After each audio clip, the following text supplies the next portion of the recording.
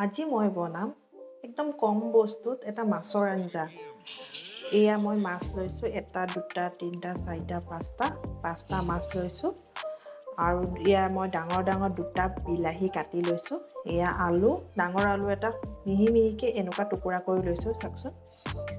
আৰু ইয়াত নহৰু দিছোঁ মই 7 কোহা, আৰু জলকীয়া দিছোঁ পৰিমাণ মতে মই 5টা, আৰু এইডোখৰ আদা দিছোঁ। এইখিনি মই পিচি দিম আৰু পিঁয়াজখিনি মই তেলত দিম। আৰু এয়া মটৰ কেইটামান লৈ লৈছোঁ। মটৰটো এয়া মই বাকলি গুচাই লৈছোঁ, এইটো কেঁচা মটৰ হয়। এতিয়া মই মাছেৰে বিলাহী আলু আৰু মটৰ বনাম, আৰু বিলাহীত এই ধনিয়া পাতটো মই লাষ্টত দিম, এতিয়া নিদিওঁ, এইটো মই ছাইড কৰি থৈ দিছোঁ ধনিয়া পাতটো।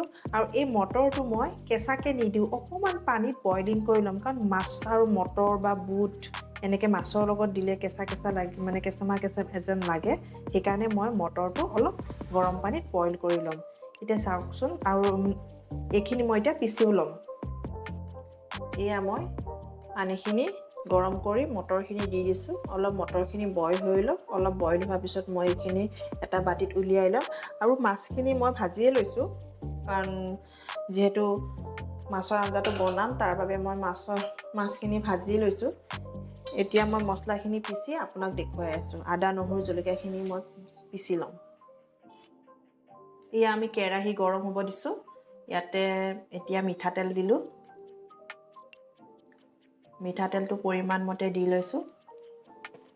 এতিয়া তেলখিনি গৰম হ'ব দিম মই। এয়া আমাৰ তেল গৰম হৈ গৈছে। এতিয়া মই ইয়াতে পিঁয়াজ দিছোঁ।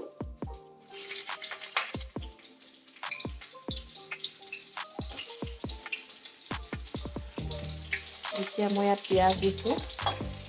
কম বস্তু ধুনীয়াকৈ সকলোবোৰ বস্তু যেতিয়া বনাই, কম বস্তুটো কিছুমান বস্তু বনাব পাৰি। বহুতেও ভাবে যে বহুত বস্তু লাগিব, এইটো বস্তু বনাব সেইটো বস্তু বনাবলৈ। কম বস্তুতে মই বস্তুবিলাক আপোনালোকক বনাই দেখুৱাই আছোঁ। কেতিয়াবা এনেকৈও বনাই খাবচোন। এই আদা নহৰু জলকীয়া পেষ্টটো মই কৰি লৈছিলোঁ, ইয়াতে মই এতিয়া দি দিলোঁ।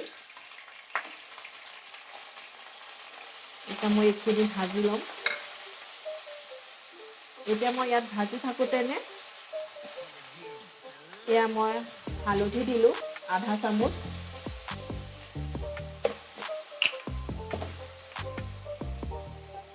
জিৰা দিলোঁ আধা চামুচ। কিছুমান বস্তু কম মছলাত খায়ো ভাল লাগে।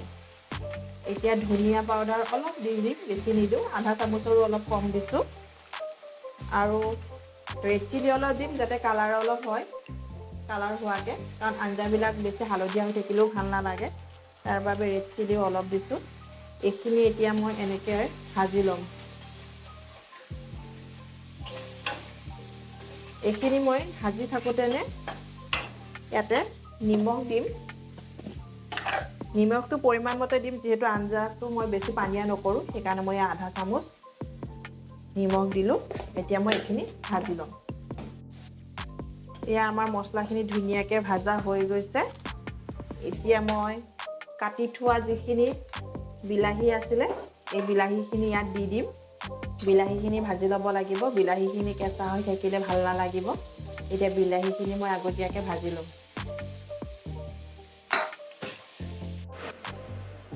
এই আমাৰ বিলাহীখিনি ধুনীয়াকৈ ভাজা হৈ গৈছে।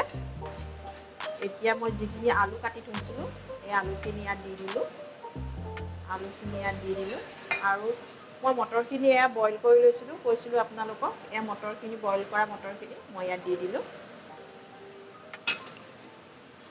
এতিয়া এইখিনি ধুনীয়াকৈ এনেকৈ লৰাই, পানীটো আপোনালোকে আন্দাজমতে দিব দেই।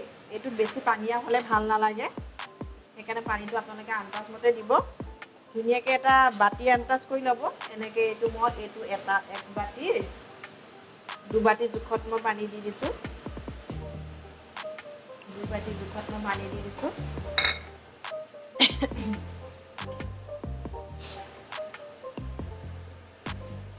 এতিয়া মই এইখিনি ধুনীয়াকৈ উতলিব দিম। আৰু মাছটো এই অলপ উতলা হওঁতেনে ইয়াতে দি দিম, যাতে মাছটো অলপ বইল হয়। ইয়াতে মই মাছটো দি দিছোঁ।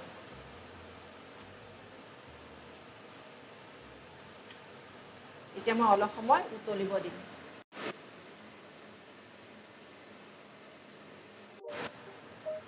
এয়া আঞ্জাখিনি ধুনীয়াকৈ উতল আহি গৈছে হৈ গৈছে মই ঢাকনি মাৰি দিয়া নাই কাৰণ আলুখিনিও মই মিহি মিহিকৈ কাটি লৈছিলোঁ আৰু মটৰখিনিও বইল কৰি লৈছিলোঁ তাৰ বাবে মই ঢাকনি ব্যৱহাৰ কৰা নাই হয়তো আপোনালোকে ঢাকনি ব্যৱহাৰ কৰিবও পাৰে যিহেতু ভাজিয়ে মই বিলাহীটো গলাই পেলাইছোঁ এয়া হৈ গৈছে এতিয়া নমোৱাৰ আগত মই ইয়াত ধনিয়া অলপ ছটিয়াই দিম ইয়াত ধনিয়া অলপ এয়া মই কাটি থৈছিলোঁ ধনিয়া অলপ ছটিয়াই দিলোঁ এতিয়া মই বাটি এটা ওলাই আপোনালোকক দেখুৱাই আছোঁ